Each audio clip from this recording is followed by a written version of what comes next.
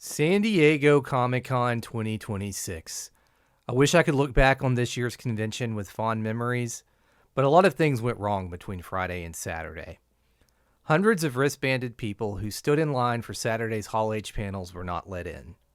Comic-Con says every Hall H wristband holder who returned by 7:30 a.m. on Saturday was admitted into Hall H. I was one of those wristband holders, and I wasn't admitted. I have timestamped photos and videos documenting what happened. First, for those who don't know, Hall H is where all the major studios hold their panels at Comic-Con. This is where the biggest actors show up, where all the exclusive unreleased trailers or movie footage gets shown, and also where the biggest announcements tend to be made by the studios. This year, you may have seen footage of Johnny Depp on stage dressed as Scrooge, or a couple of years ago, you may have seen footage of Robert Downey Jr. revealing that he would be the next Doctor Doom. Rick Moranis took the stage for the first time at Comic-Con this year. All that stuff happens in Hall H. The issue? Hall H only holds around 6,500 people, but around 135,000 people attend the convention each year. That means that Hall H accommodates less than 5% of those attending the convention. The place where all the biggest events occur can't even hold 5% of the fans. So that brings us to the issue of wristbands. If you want to get into Hall H on a day when popular panels are happening, you probably need to get what is called a first seating wristband to ensure you get a seat. The Comic-Con website lays out guidelines for how that wristband process works. Basically, they start handing out wristbands the night before, so if you want to get into Hall H on Saturday, you'll need to get in the wristband line sometime on Friday. Now this year, they stated that those wristband distributions would begin at 7:30 p.m. each evening. Then, once you had a wristband, you had three options. One, you can leave the line, but return by 7:30 a.m. and join the back of that wristband line. Two, you can have someone from your group hold your place in line. They can stay overnight, and you can return to that person by 7:30 a.m. the next morning and join them there. Three, you could choose to just stay in the line, which means you would be camping overnight and waiting for panels to begin the next day. Now, regardless of what option you choose, the expectation is that once you have a wristband, you will be admitted to Hall H during the first panel the following day, as long as you follow their guidelines. Now I want to talk about my actual experience this year. My daughter and I did get into Hall H on Friday without issues. On Friday, we didn't even need wristbands to get in. We just got in the same day line for Hall H around 1:30, and we were in Hall H by around 3:30. We got to see both the Grimm panel and part of the Spaceballs panel. However, I had been keeping an eye on the next day line situation, and I received a notification that that line had overflowed to the marina behind the convention center. So we left the Spaceballs panel and joined the next day line sometime between 4:30 and 4:45. We took this photo at 4:55 p.m. from the line at the marina. Now, we went into this line expecting that it was going to take several hours. Like I said, it was around 4:30 when we got in the line, and we knew that the distribution wouldn't begin until 7:30 p.m. Now, in reality, this process of getting the wristbands on Friday took even longer than expected. We were told that there were issues with people cutting near the front of the line, and because of that, they had to pause the distribution process several times to go and deal with whatever was going on up there. We ended up getting wristbands at around midnight. So we sat in this line for 7.5 hours. I took a photo of my wristband at 12:08 a.m. As a sidebar, I think it's worth mentioning that we knew when we got into this next day line, there was a risk that we could sit in this line and not receive a wristband. There were people who had been camping out in the next day line since Thursday. For us, sitting in this line on Friday evening in hopes of getting a wristband that would ensure seating on Saturday was worth the risk. Still, we had a plan B for Saturday in case things didn't work out. At the end of all of this, we were exhausted, but we were excited that we actually had the wristbands. We took the last trolley of the night back to our hotel, got maybe 3 hours of sleep, and then we returned back to the convention center early Saturday morning. We arrived to the front of Hall H just before 7 a.m., where we were told to proceed to the back of the line. I began taking video of the line at 7:01 a.m. The line was very long. I will let the footage of the walk to the back of the line speak for itself. As far as the eye can see, this line keeps going. We're going back to the same spot as yesterday. Where we were last night. Is this the end of it? Oh, no, this is not the end of it. This is another break in the line. So this is where we were last night. All the way over there. All right, here's the back of the line, and it goes. As you can see from this timestamp, we had joined the back of the Hall H line by at least 7:17 a.m. I also took a photo here with a timestamp at 7:20 a.m. These are the two most important timestamps in this video. Comic-Con guidelines stated we had to be in line by 7:30 a.m., and we were in the line before that time. My personal opinion is that Comic-Con should have someone checking people into the line from the front of Hall H, then allowing them time to make it to the back of the line. We knew we needed to give ourselves some time to make it to the back, but we did not realize how long this walk would be. It was almost a mile, and there were multiple points where the line staff had delayed our walk to the back. Between 7:30 and 10:30 a.m., the line moved very slowly. We sat at this spot at the marina for about an hour and a half.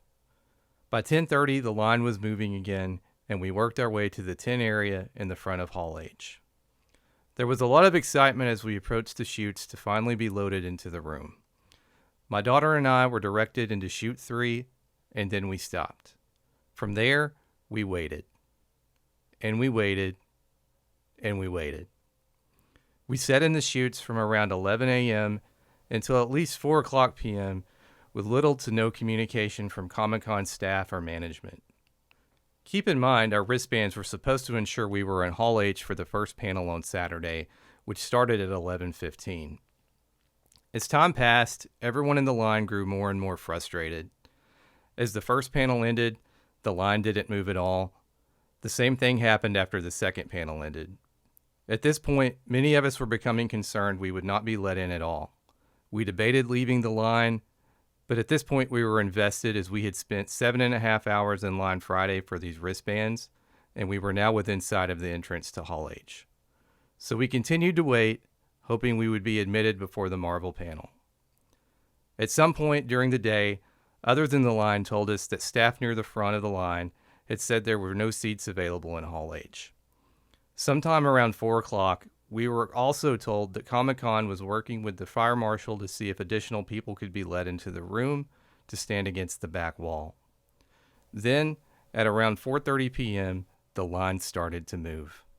The remaining people in chute 2 were let into the room, and chute 3, our chute, also began to move. However, we were stopped again, this time maybe 30 to 50 people from the front. It was only around 5 o'clock p.m. that we finally had any real communication from Comic-Con. We suggest that you find other programming for the remainder of the day, as the number of people who have departed the program room has been historically low. On behalf of all of Comic-Con, we apologize. After 7.5 hours in line Friday and 10 hours of sitting in line on Saturday, we were told we would not be let in. To say we were devastated was an understatement. So we just had our day wasted by Comic-Con. Yeah, I don't even want to talk about it. Feeling tired, dehydrated, and defeated, we traveled back to our hotel for the night. Our hotel room for some reason had a whiteboard, and for fun, we had been using it to write all the things we were excited for at the beginning of each day. Upon arriving to our room, my daughter immediately crossed out all the plans we were so excited for on Saturday. On Sunday, we tried to put Saturday behind us and make the best of our last day of Comic-Con. We had been given advice to attend the Comic-Con Talkback panel on Sunday afternoon, and while we really didn't want to lose our last hours of the convention complaining to organizers about what happened on Saturday, we felt that we did need to attend this. To my surprise, this panel ended up also reaching capacity, with the room filled with many others who had similar experiences on Saturday. I have already shared a video documenting most of what was said in the Talkback panel. This clip sums up the Comic-Con response to the attendees. I talked to and collected names of 250 plus people that were impacted that I'm more than happy to share with you all. I'm here here on behalf of those people to see what can be done to recompense those of us who had wristbands and followed the rules but did not get in.